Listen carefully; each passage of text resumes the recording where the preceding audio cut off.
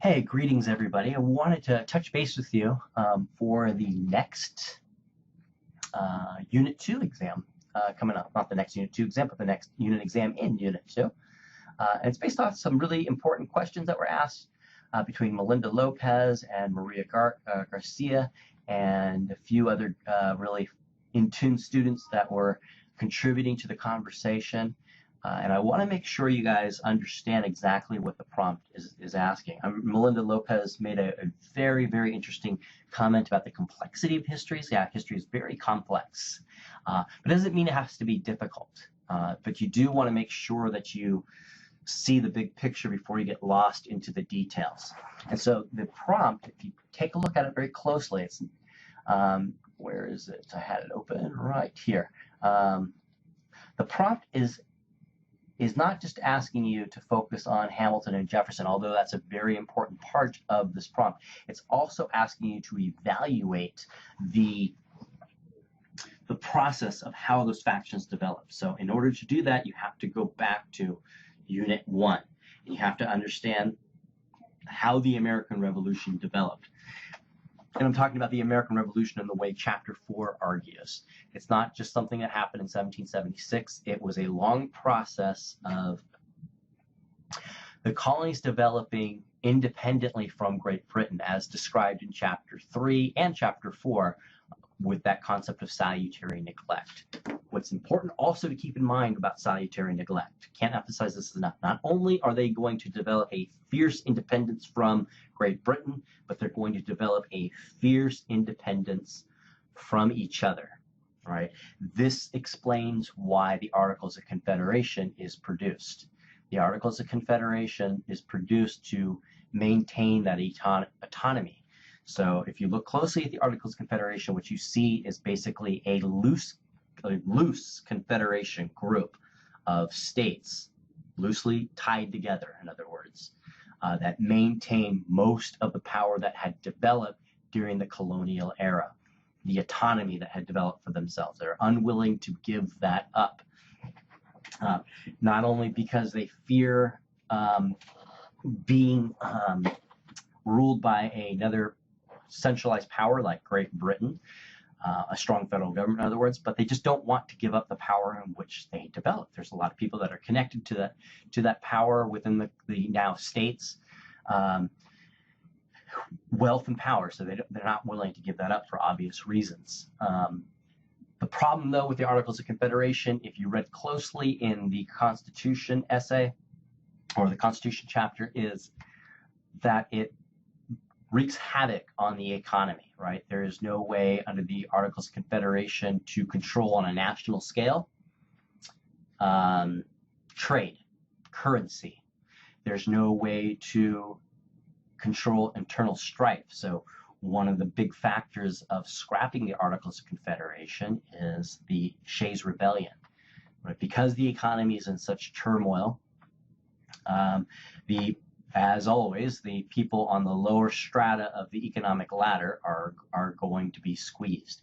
In Massachusetts, it's these small farmers whose tax burden is going to go up increasingly. They revolt. From the perspective of the economic elite, the framers of the Constitution, this was very scary. This demonstrated that if this sentiment spreads, this idea that they could revolt against established governments like Massachusetts across the other states now, they could lose control not only of their positions of power, but their claims to the wealth that they had developed. So it was clear to everybody that the Constitution under the Articles of Confederation had to be revised. And they had to develop a stronger federal government. So everybody agrees. The difference that's going to develop between the factions that develop is the degree of how much control should go to that federal government. So Hamilton is going to lead the faction known as the Federalists. Jefferson is going to lead the faction known as the Anti-Federalists. The faction of the Federalists believe in a strong federal government, and the Anti-Federalists believe the opposite, a weak federal government. Keep as much of the sentiment of Articles of Confederation as possible. And the Anti-Federalists are going to argue. Now, again, you want to keep in mind how that developed. Go back to Unit 1.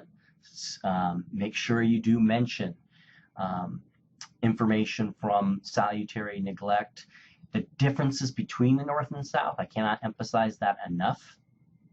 So you want to go back to Chapter 1, to the last learning objective, where it goes through those differences.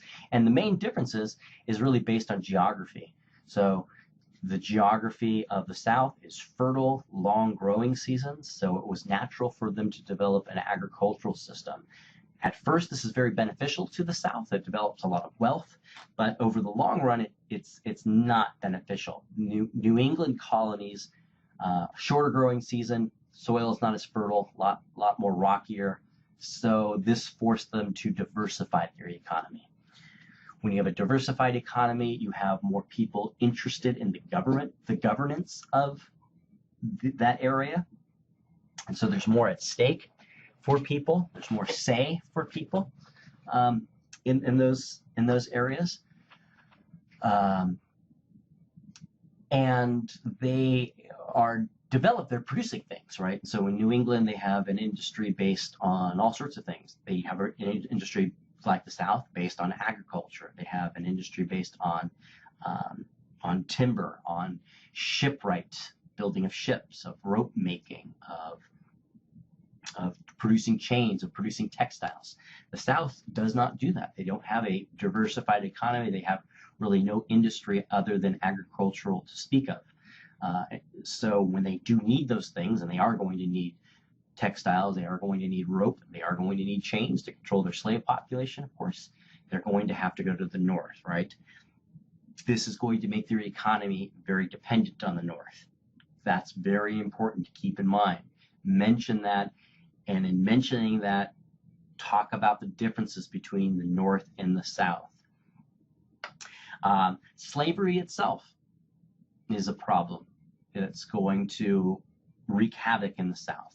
Slavery is very inefficient. So if you have an economy, let's say if you're a plantation, if you're a farmer and you're growing cotton, right, and you pay for your workers, if the price of cotton crashes, as it inevitably was, a lot of people get in the market, so the price crashes, you can lay off your workers, right, to save money, to maximize your profits, to stay in business and wait for better times to come so you can hire more workers later on.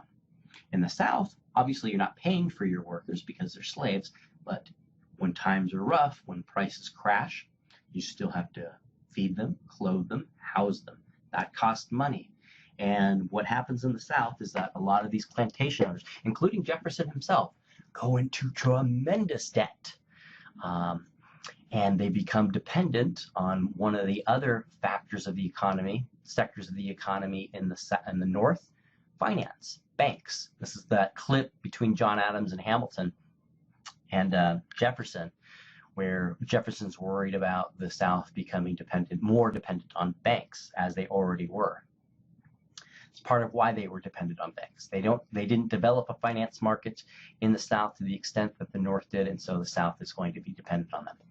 Keep that in mind when you're looking at the factions that develop between Hamilton and Jefferson. It's all tied into what is going to develop. Jefferson is very worried that a stronger federal government is going to lay threat to, even though he's ambivalent about the institution of slavery, to slavery, right?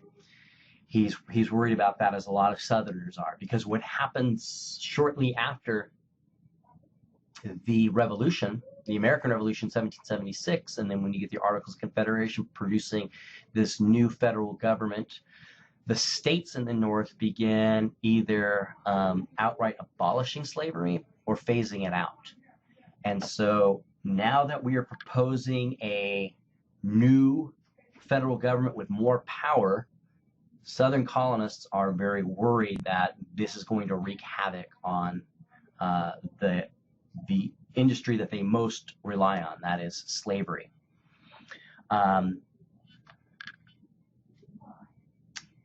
So when you take notice in Chapter 7 under the Constitution, how the Constitution protects slavery, meaning that there are provisions within within the Constitution that are going to make sure that slavery exists forever.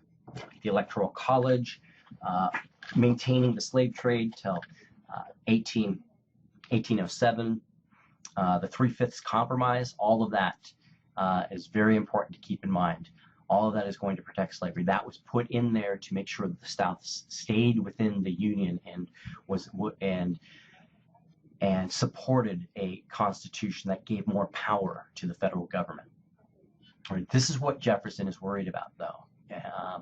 He's worried that if someone like Hamilton could read the Constitution and loosely interpret it to create a national bank, what else could they do? Right? Could they outlaw slavery in the future? Could they make the South more dependent on the North in future generations? All of this is coming to pass, right? And again, you want to tie this all back to this entity called the United States, to its colonial development in producing this sense of autonomy of these new established states from their colonial past. This is what Jefferson wants to maintain. Hamilton sees that as an age gone by that is basically obsolete, right? So don't want to take too much of your time here. Do ask me if any questions that might arise from this. I was intentionally vague because I didn't want to make this too long. I actually wanted to only make this 5 minutes. So if you have further questions, do get a hold of me and I will do my best to respond to you. Take care.